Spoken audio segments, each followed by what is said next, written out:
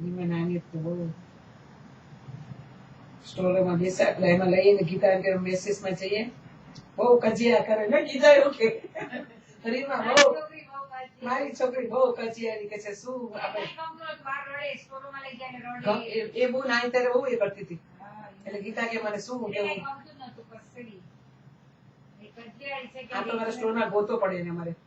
ટોયના સેક્શનમાં હોય ને આપણે હમણાં અહીંયા છે ને જોડે જતો ને ક્યાં તમે છૂટો મૂકો ને એટલે અમારે ઉસ્માનને કાટમાં જ બેસાડી દે પહેલા જઈને